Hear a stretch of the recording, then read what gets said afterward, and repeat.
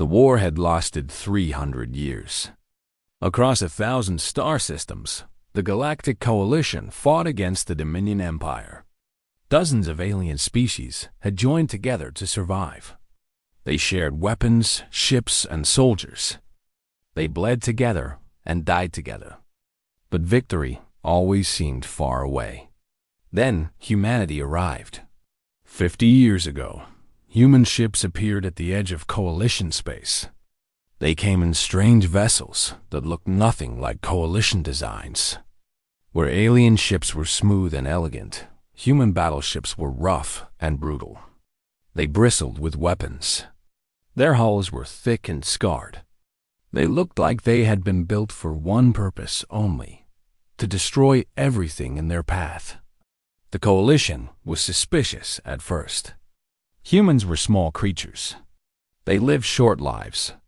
Their bodies were soft and broke easily. How could such fragile beings build such terrifying machines? Captain David Kim answered that question at the Battle of Nexus Prime.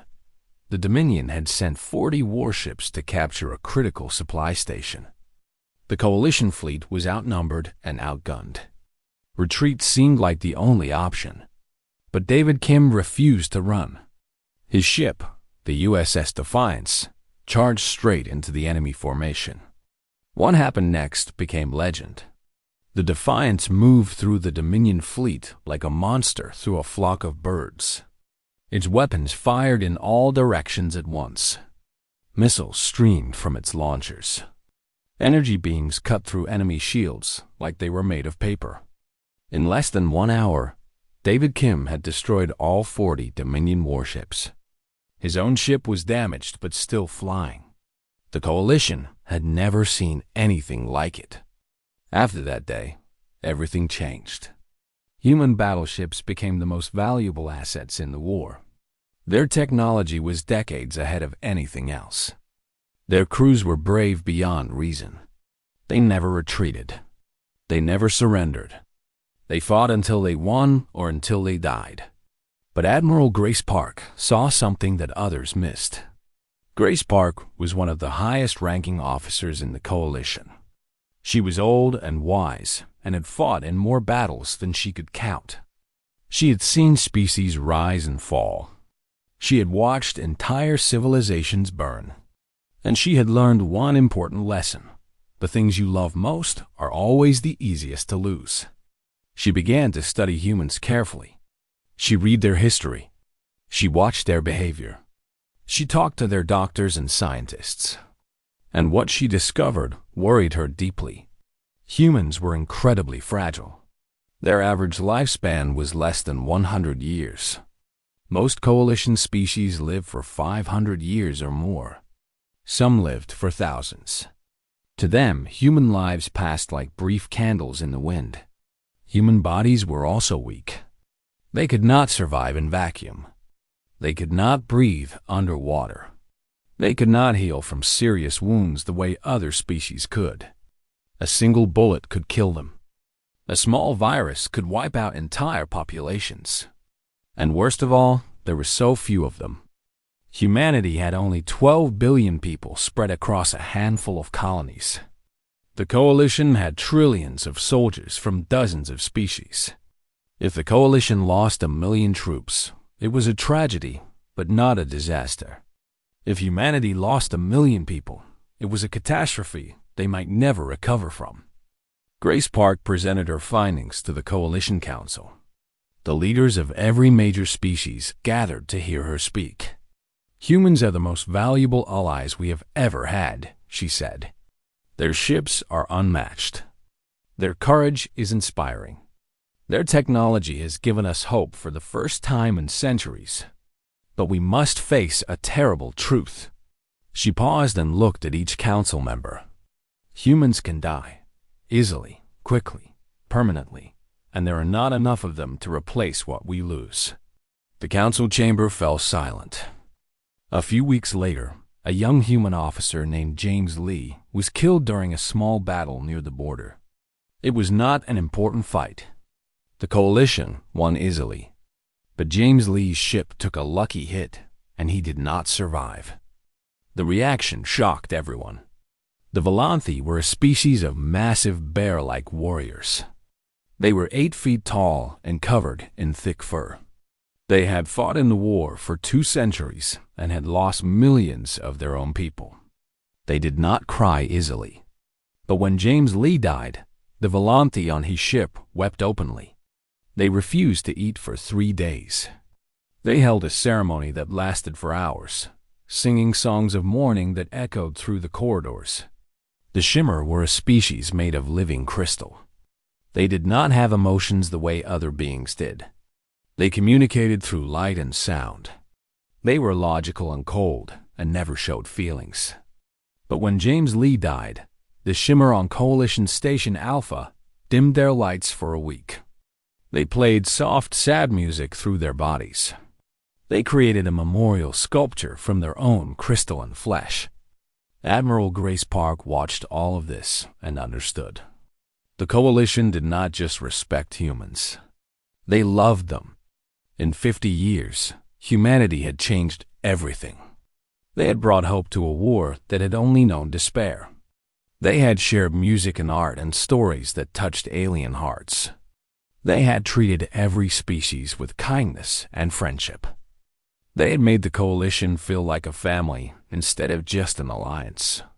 And now the Coalition was terrified of losing them. Grace Park called an emergency session of the Council. She stood before the assembled leaders and spoke words that would change the course of the war. "We cannot lose the humans," she said. "Their ships are powerful, but their people are precious. Every human life is irreplaceable. Every human death is a wound that may never heal." She took a deep breath. "I propose that we implement a new protocol. Human battleships must be protected at all costs. They must be kept away from the most dangerous battles. They must be surrounded by escorts at all times. We must do everything in our power to keep them safe." The council debated for hours. Some argued that humans would be insulted. Others worried that the plan would fail. But in the end, the vote was unanimous. Protocol Shepherd was approved. From that day forward, the Coalition would protect its human allies. They would keep them safe from harm. They would shield them from danger. They would sacrifice their own lives if necessary. Because humanity was worth protecting. Because humanity had given them hope. Because, for the good of all, the human battleships must be kept away from the war. The humans, of course, knew nothing about this. And that was exactly how the Coalition wanted it. At least for now. He stood on the bridge of the USS Relentless, one of the most powerful battleships ever built. His ship carried enough weapons to destroy a small moon. His crew was trained and ready for combat. They had joined the Coalition to fight, to make a difference, to help win the war. Instead, they were guarding cargo transports. "New orders from command," his first officer said. Lieutenant Commander Rachel Hahn handed him a datapad with a tired expression. She already knew what it would say. Michael read the orders and threw the pad onto his chair. "Escort duty. Again. 3rd time this month." "At least it is not patrol duty," Rachel said. She was trying to make a joke, but neither of them laughed. For 6 months, the Relentless had been assigned to meaningless missions. Every time a major battle was about to happen, new orders would arrive. The Relentless would be sent somewhere else.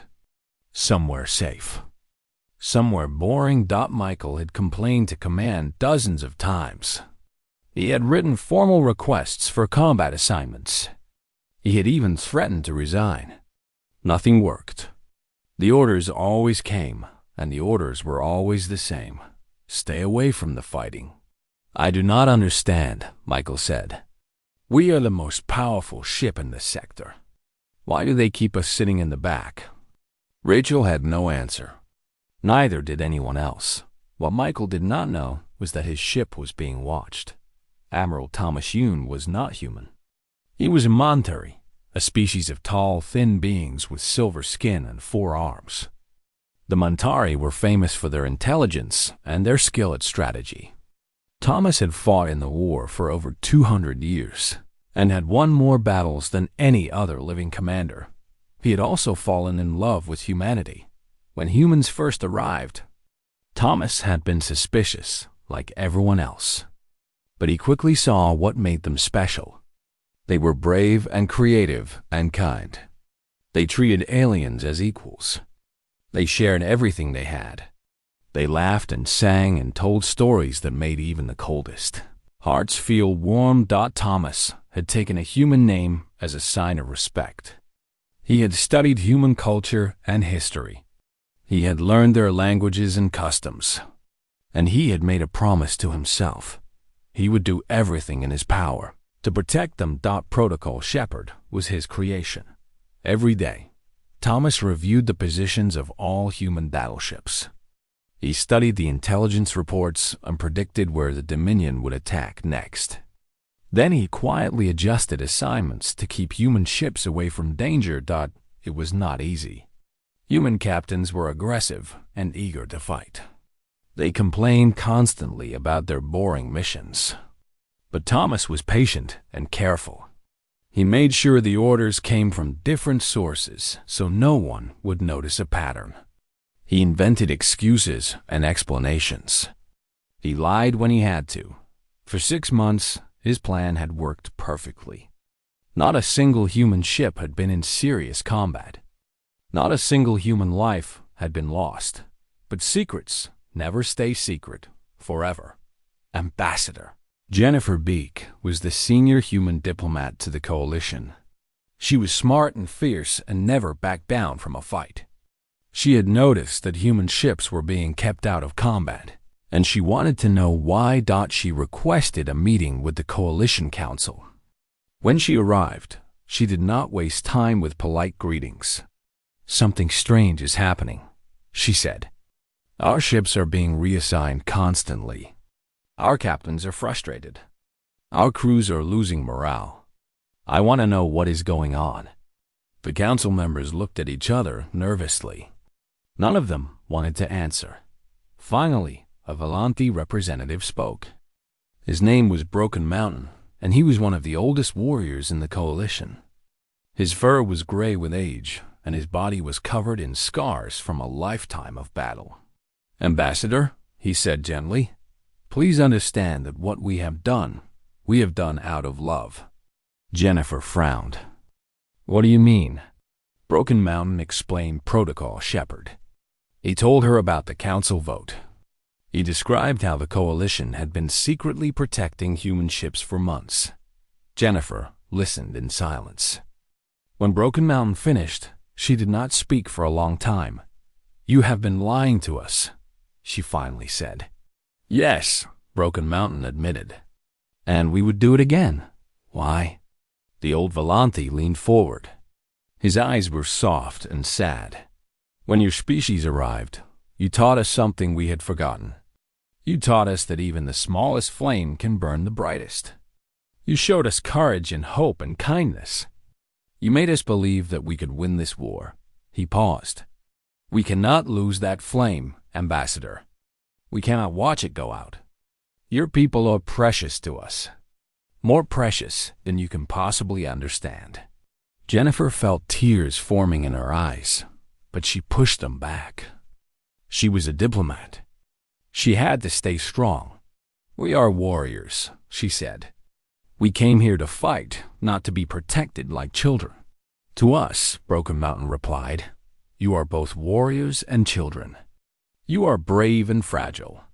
You are powerful and vulnerable. And we will protect you, whether you want us to or not." Jennifer stood up. Her hands were shaking. "This is not acceptable," she said.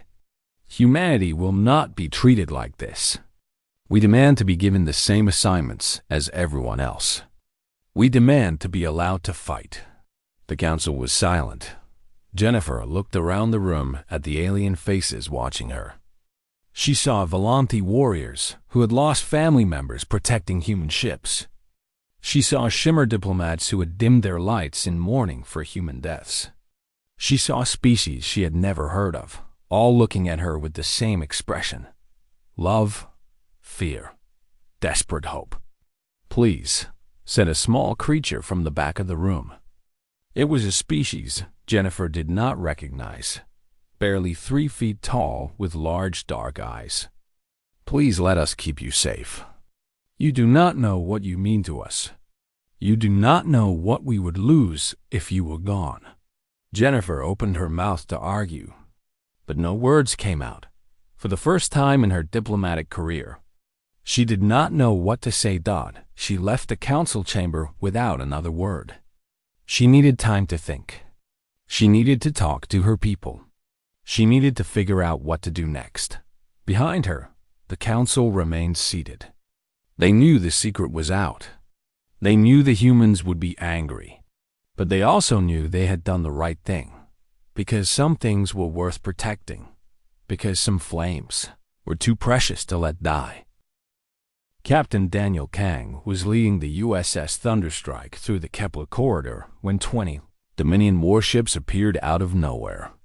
They had been hiding behind an asteroid field, waiting for coalition ships to pass by. Daniel immediately called for battle stations. His crew rushed to their positions. Weapons powered up. Shields activated. The Thunderstrike prepared to fight, but something strange happened. 3 Coalition dreadnoughts suddenly moved between the Thunderstrike and the enemy fleet. They formed a protective wall around the human ship, blocking it from the fight. "What are you doing?" Daniel shouted into the comm system. "Get out of the way. We can take them." Commander Lisa Wang was leading the coalition escort. Her voice came back calm and steady. "Negative. Thunderstrike, stay behind us. Your safety is our priority." Daniel could not believe what he was hearing. "My safety? I have a ship full of weapons. Let me through." "Our orders are clear, Captain. We protect you. That is our mission." The battle began without the Thunderstrike. The 3 coalition dreadnoughts engaged the Dominion fleet while the human ship watched from behind. Lasers flashed and missiles flew. Explosions lit up the darkness of space. Daniel watched helplessly as the coalition ships took damage. One dreadnought lost its shields. Another was hit by a torpedo that tore through its hull. Alien crew members died while protecting a ship that could have helped them fight. The battle lasted 2 hours. In the end, the coalition won, but the cost was high. 2 dreadnoughts were destroyed. Hundreds of alien soldiers were dead, and the Thunderstrike had not fired a single shot. Daniel was furious. He demanded an explanation. After the surviving ships limped back to Coalition Station Alpha, he went straight to the command center. He found Admiral Thomas Yoon waiting for him. "Sit down, Captain," Thomas said. His voice was gentle but firm. "I do not want to sit down," Daniel said. "I want to know why my ship was kept out of that fight. I want to know why good soldiers died protecting us when we could have helped." Thomas sighed. He had known this day would come eventually. "What I am about to tell you is classified," he said. "But I think you have earned the right to know." Thomas explained everything. He told Daniel about Protocol Shepard. He described how the coalition had been secretly protecting human ships for months. He showed him the data on human casualties, which was almost zero, and coalition casualties, which was growing. Daniel sat in silence as the truth washed over him. "You have lost 16 ships protecting us," he finally said. His voice was barely a whisper. "Thousands of your people." "Yes," Thomas confirmed. "Why? Why would you do this?" Thomas stood up and walked to a large screen on the wall. He pressed a button and a holographic display appeared. It showed hundreds of images and documents and statistics. "This is what humanity has given us in 50 years, Thomas said. He pointed to a list of weapons designs. "Your engineers created technology that increased our firepower by 300%. He pointed to medical records. Your doctors developed treatments that have saved millions of alien lives. Diseases that killed us for centuries are now curable because of human medicine. He pointed to cultural archives. Your music and art have united species that were enemies for generations. Your stories have given us hope when we had none. He pointed to battle reports. Your tactical doctrines have won us a dozen major campaigns. Your strategies have changed the way we fight. Thomas turned to face Daniel. His silver face was serious. In 50 years, Captain, humanity has given us more than we received in 3 centuries of war. You are not just allies. You are the heart of this coalition. You are what keeps us fighting. You are what makes us believe we can win. Daniel stared at the display. He did not know what to say. If we lose you, Thomas continued, we lose the war. Not because of your ships. Not because of your weapons. Because of your spirit. Your hope. Your humanity. For a long moment, neither of them spoke. Finally, Daniel asked a question that had been burning in his mind. Does everyone know about this? All the alien species? Yes, Thomas said. Every species in the coalition voted to approve Protocol Shepard. Every captain has orders to protect human ships. Every soldier knows that human lives are priority. Daniel thought about the dreadnought crews who had died today. They had known they were sacrificing themselves to protect his ship. They had chosen to die so that humans could live. This is wrong, Daniel said softly. Perhaps, Thomas admitted, but it is also love. And love is not always rational. Daniel left the command center in a daze. He walked through the corridors of the station without seeing where he was going. His mind was full of thoughts he could not process. Everywhere he went, alien crew members looked at him. Their eyes were full of something he had not noticed before. Respect, affection, fear. They loved humanity. They were terrified of losing humanity. And they were willing to die to prevent that from happening. Daniel eventually found himself in the station's memorial hall. The walls were covered with names of soldiers who had died in the war. Thousands of names in dozens of alien languages. He looked at the recent additions. The crews of the 2 dreadnoughts destroyed today. Hundreds of names from species he barely knew. They had died for him. They had died for his crew. They had died for humanity. Daniel Kang, captain of the USS Thunderstrike, sat down on the floor of the memorial hall and wept. He wept for the soldiers who had sacrificed themselves. He wept for the love he had not understood. He wept for a galaxy that considered humanity worth dying for. And when his tears were finished, he stood up and made a decision. This had to change. Humanity could not accept this sacrifice. They could not let others die in their place. They had to find a way to fight alongside their allies. Not behind them, because that was what humans did, because that was what made them human. Because love, true love, was not about being protected, that it was about standing together. Within days, every human captain knew about Protocol Shepard. Every crew member had heard the story.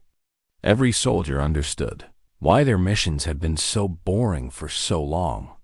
The reaction was not what anyone expected. Captain Andrew Park of the USS Valor was the first to respond publicly. He was a large man with a loud voice and a famous temper.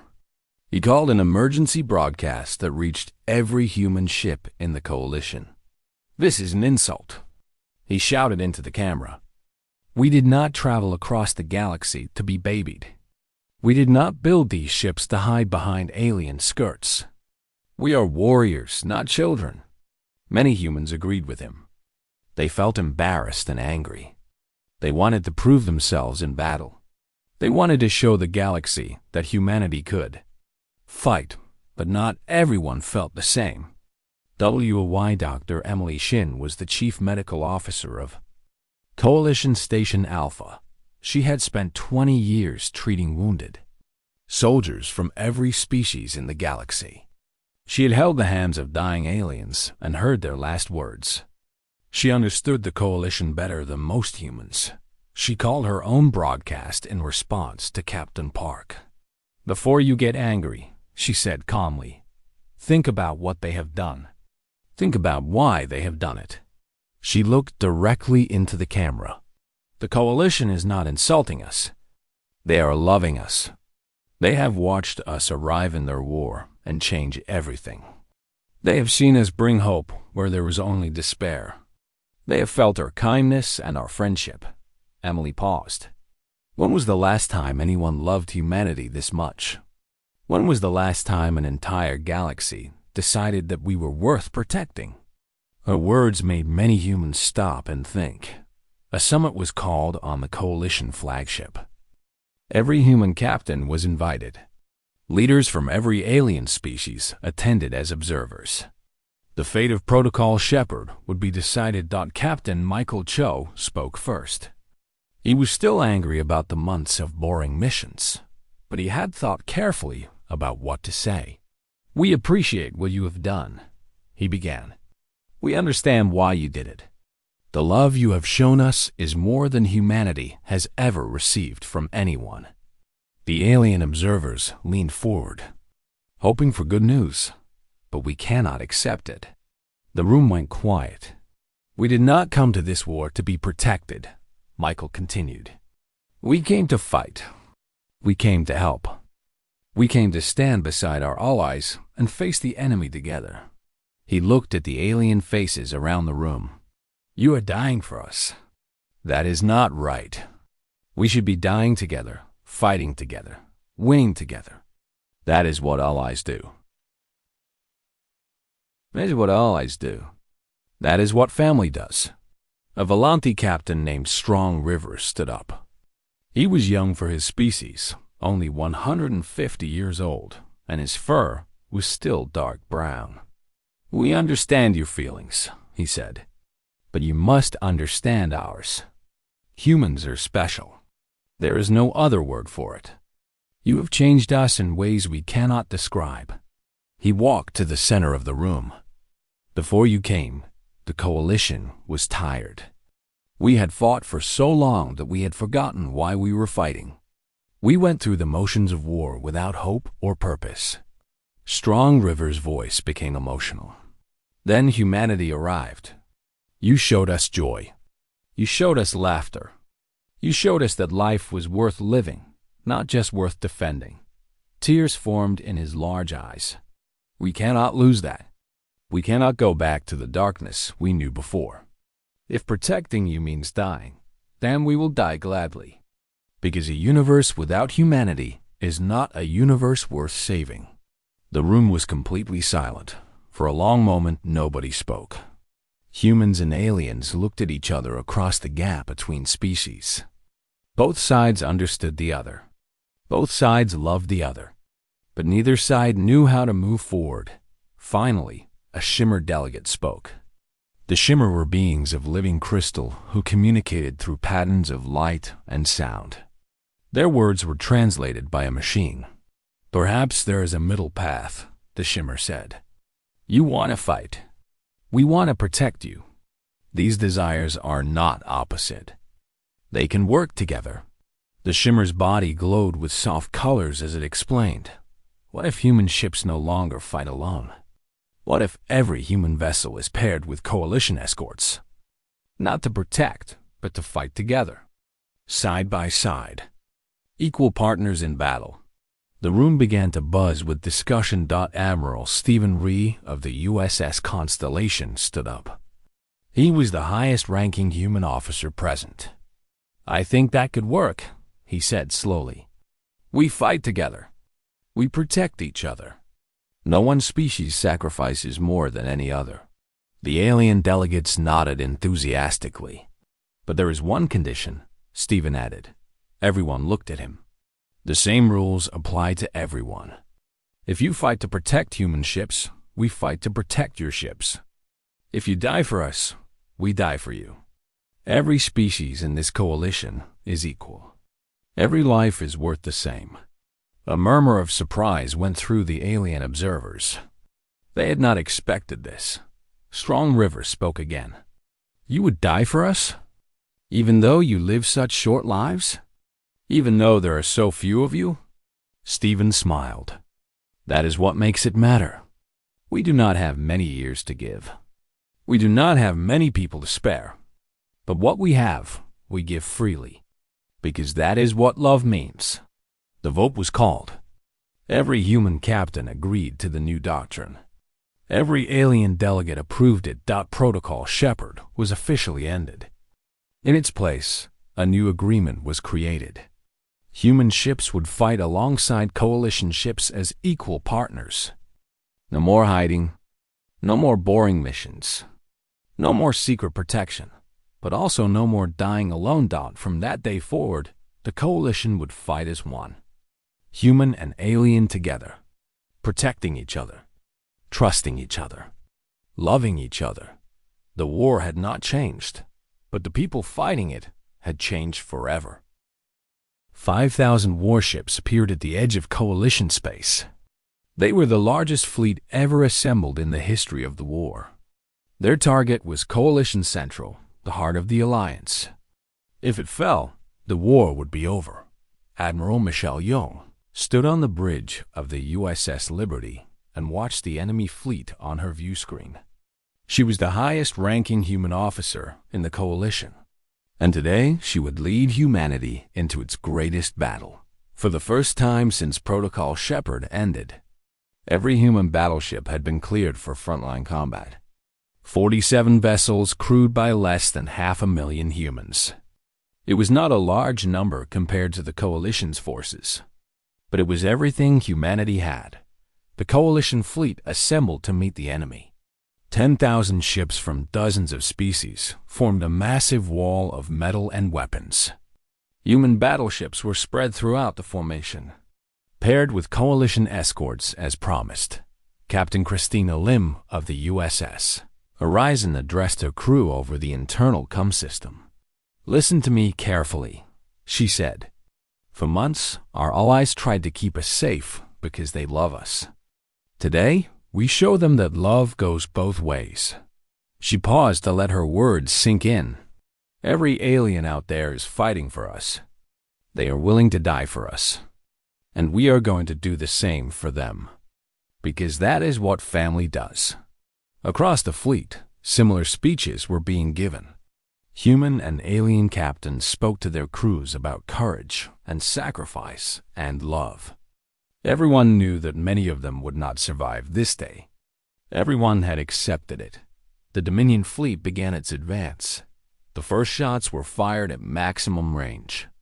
Massive beams of energy crossed the void between the fleets. Ships exploded on both sides. The battle had begun. Captain Brian Kwan commanded the USS Defiance now. David Kim had retired years ago, but his ship remained legendary. Brian pushed his engines to maximum power and led the charge into the enemy center. 3 Volanthi cruisers followed him. Their captain, Strong River, had requested to fight alongside the Defiance. He wanted to protect the ship that had inspired the Coalition so many years ago. "Stay with me," Brian shouted over the comm. "We are going straight through." The Defiance hit the Dominion line like a hammer. Its weapons fired in every direction at once. Enemy ships broke apart under the assault. Brian carved a path of destruction through the center of the enemy fleet, but the Dominion fought back. A group of destroyers surrounded the Defiance and began pounding it with everything they had. Shields started to fail. Hull plates began to crack. Strong River saw what was happening. Without hesitation, he ordered his 3 cruisers to intercept the destroyers. "For the Defiance," he roared. "For humanity." The Volanthi ships threw themselves between the Defiance and its attackers. They absorbed hits that would have destroyed the human ship. 2 of the cruisers were torn apart in seconds. Strong River's ship lost half its weapons and most of its crew, but the Defiance survived. Brian Kwan watched his alien allies die for him. He felt tears streaming down his face, but he did not stop fighting. He pushed forward, deeper into the enemy fleet, honoring their sacrifice with every shot he fired. On the other side of the battle, the USS Relentless was in trouble. Captain Michael Cho had led his ship into a swarm of Dominion fighters. His weapons were overheating. His shields were failing. Dozens of small enemy craft surrounded him, firing constantly. Then a shimmer carrier appeared. The shimmer vessel was enormous, 5 times the size of the Relentless. It moved between the human ship and the enemy fighters. Its crystalline hull absorbed hundreds of hits that would have destroyed Michael's ship. "Get behind us," the shimmer captain broadcast. "We will shield you." Michael almost laughed. "Negative. We fight together, remember?" The Relentless and the shimmer carrier fought back to back. Their weapons covered each other's blind spots. Their shields overlapped to create a stronger barrier. Together, they destroyed every fighter that attacked them. In the center of the battlefield, a shimmer carrier took a critical hit. Its engines failed. Its power system shut down. It began to drift. Helpless. Lieutenant Hannah Yu of the USS Tempest saw what happened. She made a decision without thinking. "Our dock," she ordered her helmsman. "Put us right against their hull." Her crew stared at her in shock. What she was suggesting was incredibly dangerous. But no one argued. The Tempest accelerated toward the disabled carrier. It turned at the last second and crashed against the alien ship's hull. The impact shook both vessels, but the magnetic locks held. Hannah opened a channel to the shimmer captain. "We are going to give you power from our engines. You use it to restart your systems. That will leave you helpless," the shimmer replied. "Then you better protect us," Hannah said with a grim smile. For 10 minutes, the Tempest fed power to the shimmer carrier while enemy ships attacked from every direction. The carrier's remaining weapons fired constantly, keeping the Dominion away. It was the longest 10 minutes of Hannah's life. Then the carrier's engines restarted. Its shields came back online. It was alive again. "Thank you," the shimmer captain said. "We will never forget this." Hannah nodded. "That is what family does." The battle lasted for 6 hours. Thousands of ships were destroyed on both sides. Millions of soldiers died. But slowly, inevitably, the coalition began to win. The Dominion fleet started to break apart. Their formation collapsed. Their commanders lost control. One by one, their ships turned and fled. When it was finally over, Admiral Michelle Young broadcast a message across every coalition frequency. "To our coalition family," she said. Her voice was tired but strong. "You tried to protect us because you believed we were precious. You were right. But not because we are fragile." She paused. "Every species here is precious. Every life matters. Today, we did not fight for humanity. We did not fight for the coalition. We fought for each other. We fought for love." Across the battlefield, alien crews listened to her words. Palanthi warriors wept openly. Shimmer vessels glowed with bright colors. Species that had no words for emotion found ways to express what they felt. From this day forward, Michelle continued, "We are not just allies. We are family.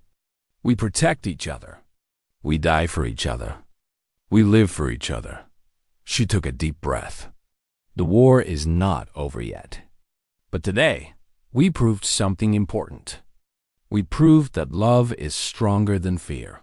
We proved that together we cannot be beaten. The coalition had won its greatest victory, and humanity had earned its place in the galaxy forever. Years later, a monument was built at Coalition Central. It showed humans and aliens standing together, weapons raised, facing outward toward the stars. The inscription was simple. For the good of all, they protected each other. Not because any were weak, but because all were loved.